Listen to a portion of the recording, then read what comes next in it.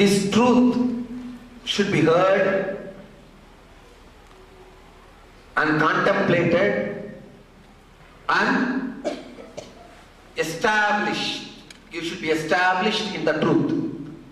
Shravana, Manana, Nididhyasana. Shravana means listening, hearing the truth. Manana means contemplating, thinking about it. Nididhyasana means establishing yourself on it.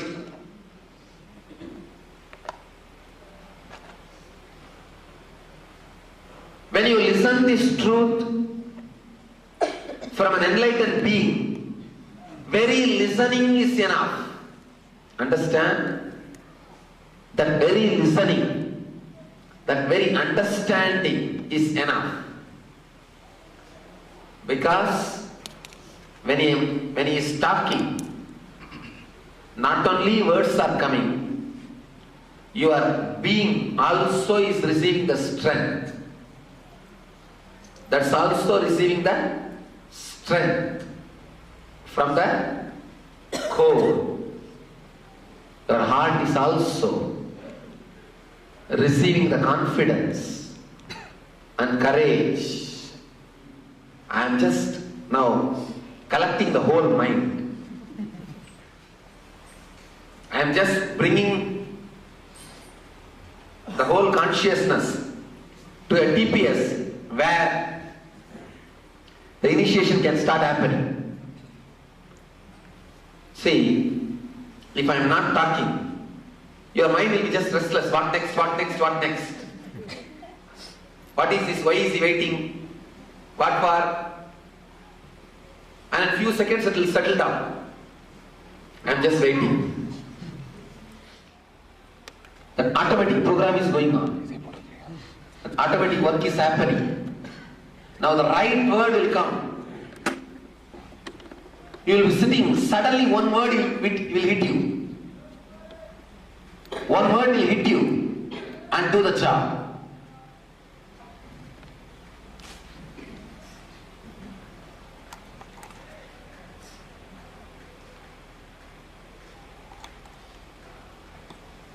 Because the concept which I am going to talk is not a big concept. You all have heard it. That's not a big thing. The words which is going to come out now will straight away touch the engrams which you brought with you. The unconscious will start melting.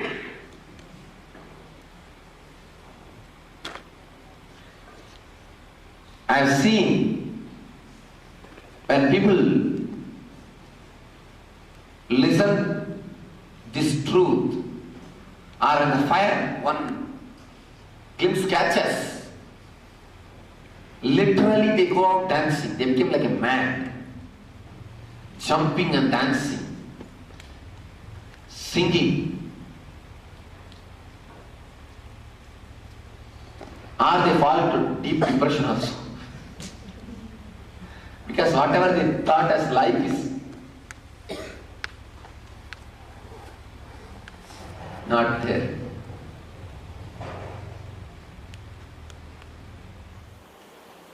See, in the projector, in front of the projector light, a slide is kept, a film is kept, and it's appearing in the screen.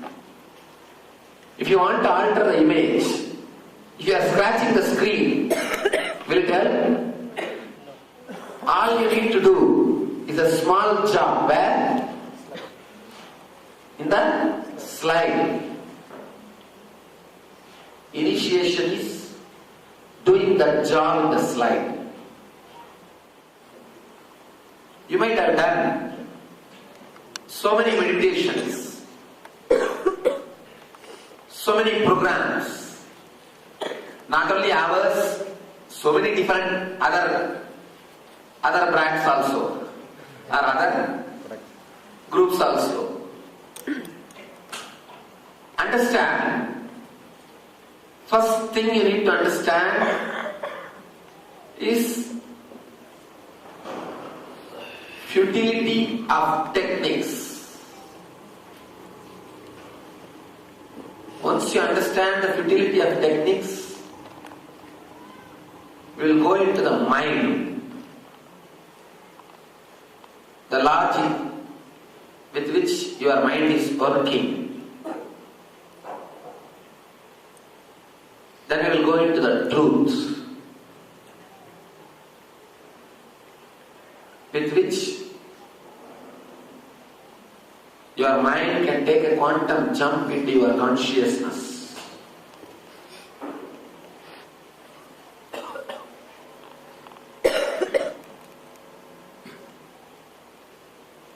Suddenly now you will see, even without me uttering too many words, you will start understanding the truths which I am expressing or the ideas which I am expressing.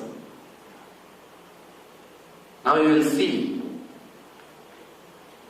I don't need to use too many words. Just with one or two words, suddenly you will see.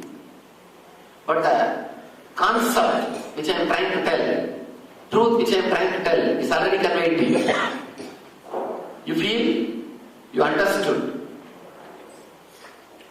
If this is happening, then your heart is in tune. Means the process is happening, not listening and talking. The process is happening. Futility of techniques. You might have done all kinds of programs. As I was telling you, single person tell you is regularly meditating. I always tell people, no intelligent person can do anything more than 21 days. If you do anything more than 21 days, it will be just dead, routine. It will not be alive.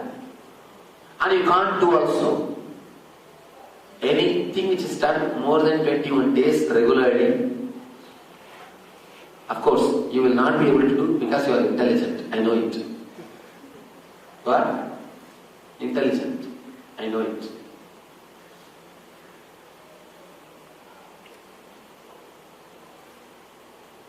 People come and ask me, the energy darshan, the NSP, we felt so much, such a high energy, intense. But what happens after a week? What happens after a month? What happens after a week or month? You are back again to the square one. You feel as if so much has happened in you. You feel as if a big opening has happened.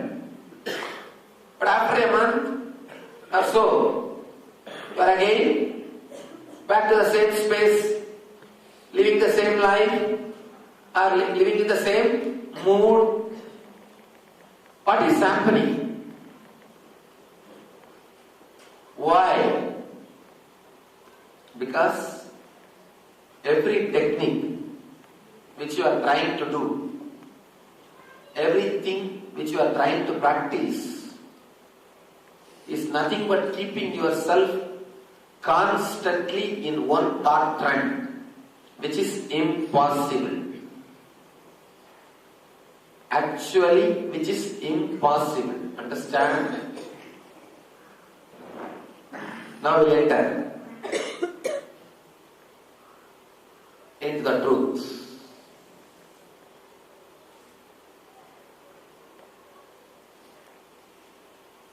You have two identities which you are carrying usually. One is the identity which you project to the outer world. Ahamkar, we call it. The identity related to the outer world. Always it will be more than what is. Sometimes, rarely it will be less than what is if you don't have accounts. If you don't have the proper accounts of what you have, you may be not telling that. Otherwise, it will always be what is. Always be more than what you have. Understand?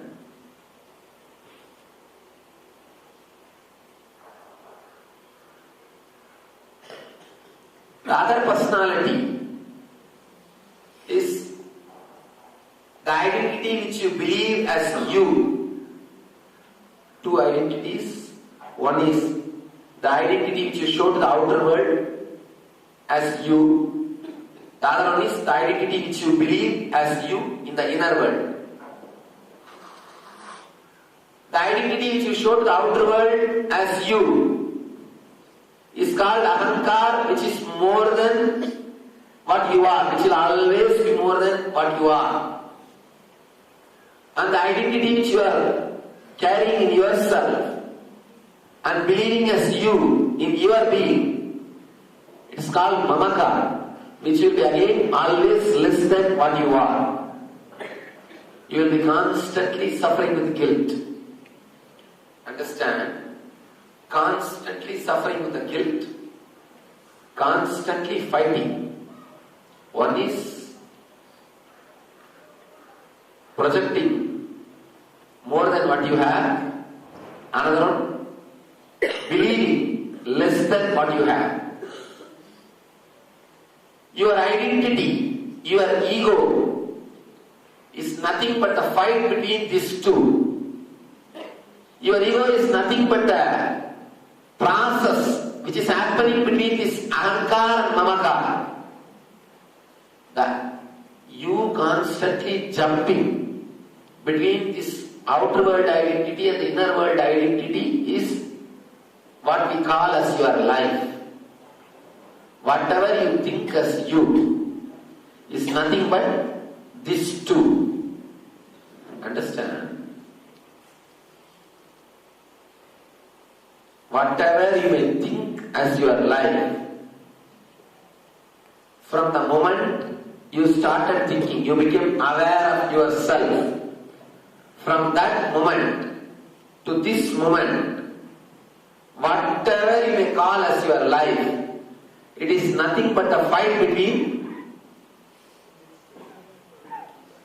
the outer world identity and the inner world identity. Can you say there was a single moment without that fight? You spent a single moment without that fight? No. It was a constant fighting. Truth is, you are beyond these both identities. If you are just the outer world identity, you can't feel connected to the inner world identity. If you are just the inner world identity, you can't feel connected to the outer world identity. If you are constantly able to move from this to that, that to this, it means what? You are beyond these two identities. Understand? If I can sit in this chair and that chair also means I am beyond these two chairs. Am I right? If I can't move out of this chair, then I become part of this. If I can go and sit there also, it means I am beyond these two chairs.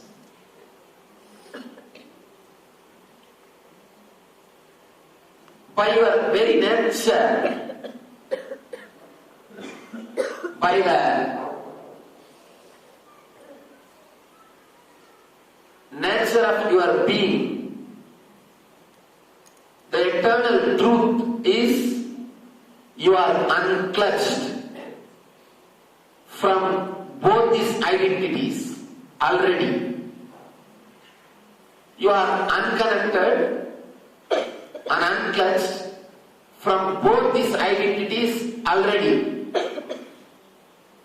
You don't even have to suffer or struggle or to work to unclutch from these two identities. Understand?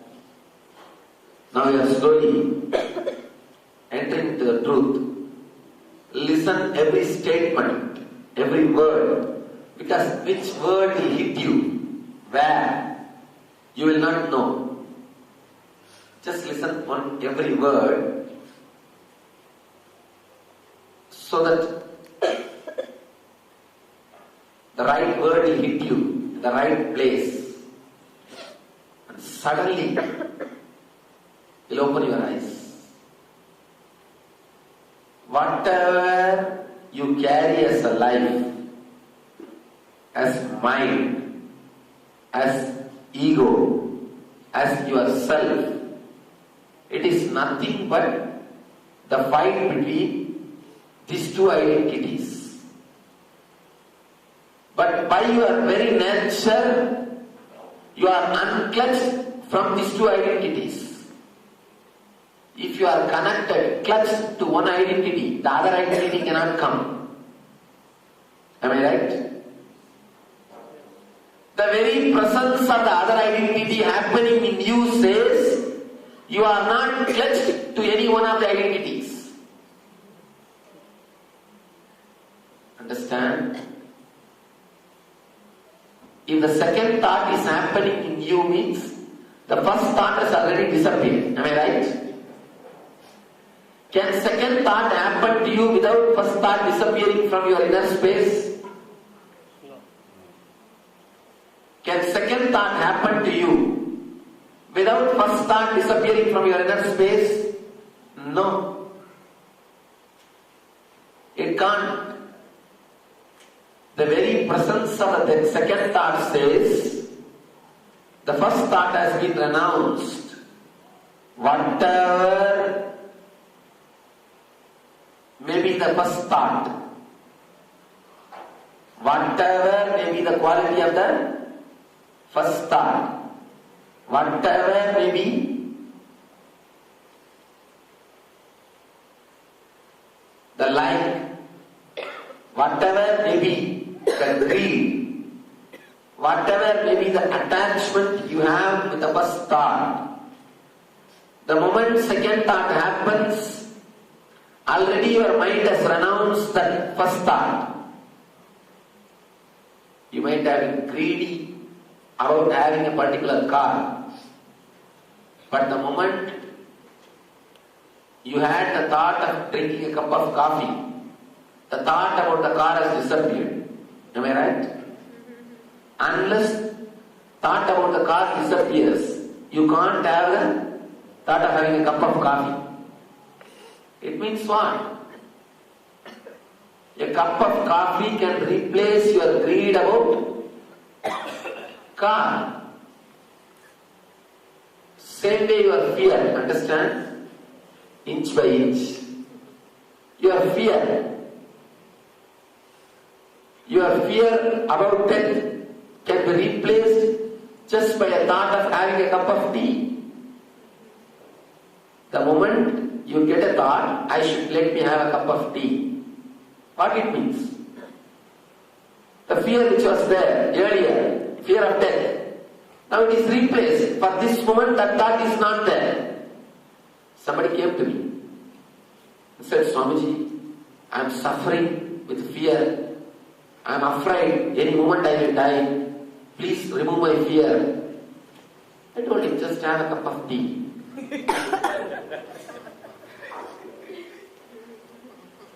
Just have a cup of tea. He said, what? How can that remove my fear? I told him, first have a cup of tea. Alright, he will have it. After that, he asked, what about my fear? I told him, when you had the thought, let me have a tea, have a cup of tea, did you have fear? No. It means your fear is worthy of only cup of tea. You cannot have two thoughts at a time, fortunately. Am I right? You cannot have two thoughts at a time. The moment you decide to have a cup of tea, you can't have fear of death. Then he asked, but it came back, what to do? Again I have a cup of tea. That's all. Again if it comes back, again have a cup of tea.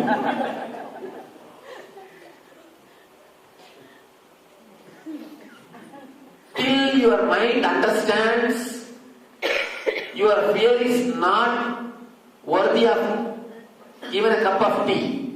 See, if it is really problem, can it leave your mind? If your mind is able to drop it, means can it be a big problem, real problem? Understand, I am not playing with words, I am actually playing with you.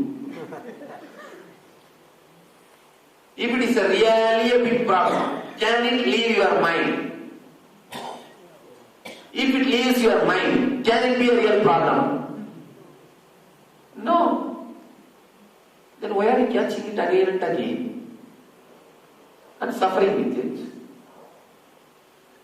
Continuously, every moment, by your very nature, you are unconnected and unclutched. Understand? By your very nature, you are unconnected, illogical, independent, irresponsible, unclutched thoughts. This is the mantra.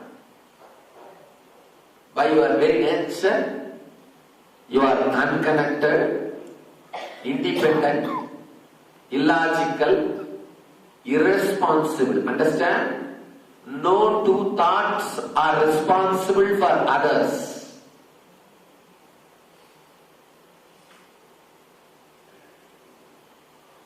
You can see in your life, if you observe, you may be going to see somebody who is supposed to be highly respected, who is supposed to be respected by you. Suddenly by seeing him, you will get some crooked thought, like disrespecting him. Or sometime where you are supposed to be in sadness, you are going to see some of the close relatives who is dead. But suddenly seeing his body, you will feel like laughing. You will feel like laughing. Your own close friend or a family person would have fallen and broken the leg. Instead of repenting or feeling sorry, you feel like you just cover your kerchief. So that people will not know whether you are laughing or crying. How many of you have experienced these kind of moments? Understand, it means what?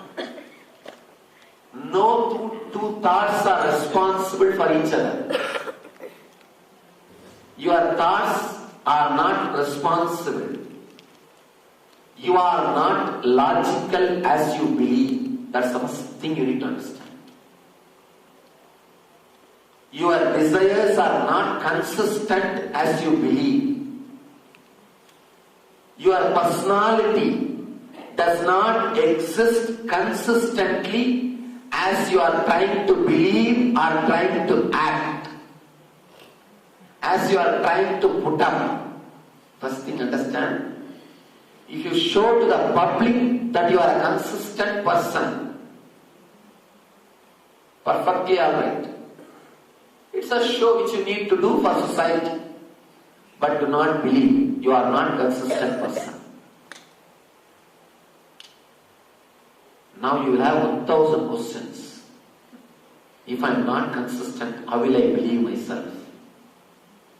You can believe yourself only if you realize the truth that you are not consistent. As long as you try to believe you are a consistent person, you will be constantly suffering with you. You will be constantly fighting with you. All your fight, which is happening from morning till night, is because you believe you are a consistent person. You do not have consistent identity in you. First, understand. If you understand You do not have a consistent identity. You have understood the truth. Truth is, you are not truthful. You are not consistent. You cannot be logical. You cannot be responsible. You will not be connected. By the very nature, you are illogical, independent, irresponsible, unconnected and unclutched. More and more you try to connect, be responsible, consistent in the outer world and in the inner world, you create stress in you. The more you try to create a consistent personality in the outer world, you feel bored. The more you try to create a consistent personality in the inner world, you feel stressed. Why do you need vacation after every week? Why do you need weekend? Because 5 days you are torturing yourself to be a consistent personality. You are trying to put yourself into a mold. Why do you feel you are so stressed during and after meditation? If you look a little deep, you will be more stressed after meditation or trying to meditate. When you try, you will be more stressed, you will be more disturbed because you are trying to create a consistent personality in the inner world. Consistent personality in the inner world. Consistent personality in the outer world creates boredom. Consistent personality in the inner world creates stress.